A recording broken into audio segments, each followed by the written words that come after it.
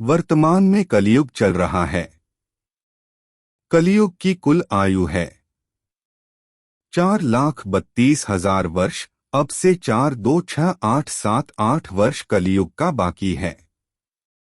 धर्म ग्रंथों के अनुसार कलियुग के अंत में परम भगवान विष्णु दुष्टों का विनाश करने और सनातन धर्म की स्थापना के लिए कल की अवतार के रूप में प्रकट होंगे, जिसमें परशुराम जी भगवान कल्कि के गुरु होंगे। कलि पुरुष एक कलयुग का सबसे बड़ा राक्षस होगा, जिसका वध करने के लिए भगवान विष्णु को स्वयं अवतरित होना होगा।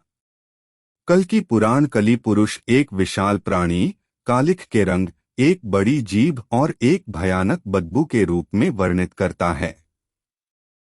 राक्षस कलि पुरुष अभी भौतिक रूप में नहीं आया है, परंतु वो अपनी शक्तियों से इंसान पर काबू पा सकता है और कलयुग के अंत में वो भौतिक रूप में भी आ जाएगा।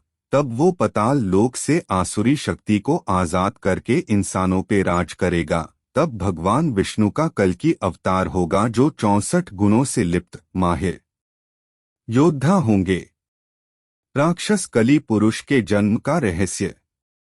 सतयुग में धन और मान की हानि होने लगी, देवता कमजोर होने लगे। तब सभी भगवान विष्णु के पास पहुंचे। भगवान विष्णु ने उन्हें समुद्र मंथन के लिए कहा और बोला कि आप लोगों पुनः पहले जैसा होने के लिए क्षीर सागर के अमृत की आवश्यकता पड़ेगी। चूंकि देवता अभी कमजोर थे, इसलिए इंद्रदेव ने असुरों के राजा बलि से समुद्र मंथन के लिए मदद मांगी। शुक्राचार्य के कहने पर राजा बलि इस शर्त पर तैयार हुए कि जो भी समुद्र मंथन में निकलेगा उसका बंटवारा होगा। तब मंदराचल पर्वत को गरुड़ देव ने अपने चोंच में उठाकर क्षीर सागर में रखा और सर्पराज बासुकी को उस पर्वत में लपेटकर रस्से के रूप लिया गया। राक्षस गण बासुकी नाग के मुख की ओर और देवता पूंछ की ओर लगे थे।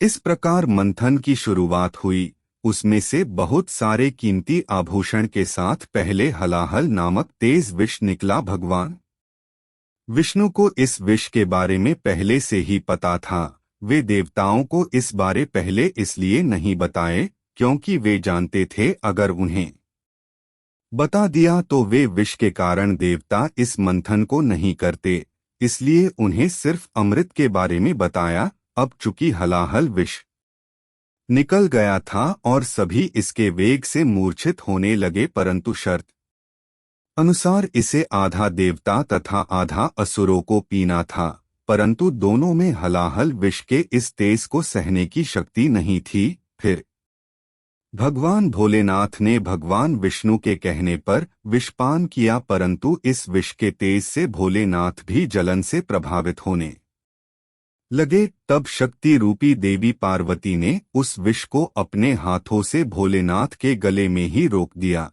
इस विष के प्रभाव से भोलेनाथ का कंठ नीला पड़ गया। तब से भोलेनाथ का नाम निकंठ पड़ गया। परंतु इस क्रिया में विष की एक बूंद राक्षस कलि में मुख में जा गिरा और कलि का शरीर तो खत्म हो गया। और फिर आगे जब मंथन हुआ तो उसमें से कामधेनु गाय निकली, जिसे ऋषियों ने रखा। उचेश्व अश्व को राजा बलि ने ग्रहण किया। ऐरावत हाथी को देवताओं के राजा इंद्रा ने ग्रहण किया। कौस्तुभ मणि और शंख को भगवान विष्णु जी ने धारण किया। इसके बाद निकली संजीवनी बूटी, इसे पृथ्वी पर एक सुरक्षित स्थान पर स्थापित किया गया। ये वही संजीवनी बूटी है जिसे रामायण काल में लक्ष्मण को दिया गया था जब उनको मेघनाथ की बरछी लगी थी। और इसके बाद धन संपदा लेकर लक्ष्मी जी निकली। लक्ष्मी देवता, ऋषि मुनि एवं राक्षस लक्ष्मी देवी को रखना चाहते थे, परंतु लक्ष्मी जी ने खुद विष्णु जी को ग्रहण कर लिया। और अंत में भगवान धन्वंतरी अपने हाथों में अमृत कलश लेकर निकले। इसी अमृत की छिना छपत में कुछ बूंदे समंदर जा गिरी, जो उज्जैन नासिक और इलाहाबाद में गिरा था और कहा जाता है कि हर 12 वर्ष पर फिर से वो अमृत प्रकट होता है। उस वक्त स्नान करने से रोग दोष दूर हो जाते हैं और इसी अमृत की कुछ बूंदे कली पुरुष को भी मिल गई, जिससे वो फिर से जीवित हो उठा, परंतु वो भौतिक रूप में न आ सका। अमृत को बंटवारे के लिए भगवान विष्णु ने मोहिनी रूप ले लिया और सारा अमृत देवताओं को पिला दिया, परंतु राहु और केतु 2 राक्षस देवताओं का रूप लेकर अमृत पी लिए थे, तो भगवान विष्णु ने उनका सर काट दिया, परंतु अमृत पीने के चलते वे अमर हो चुके थे, इसलिए राहु और केतु अब भी पिंड यानी ग्रह रूप में जीवित है। कलयुग के अंत में कली पुरुष भौतिक रूप में आ जाएगा।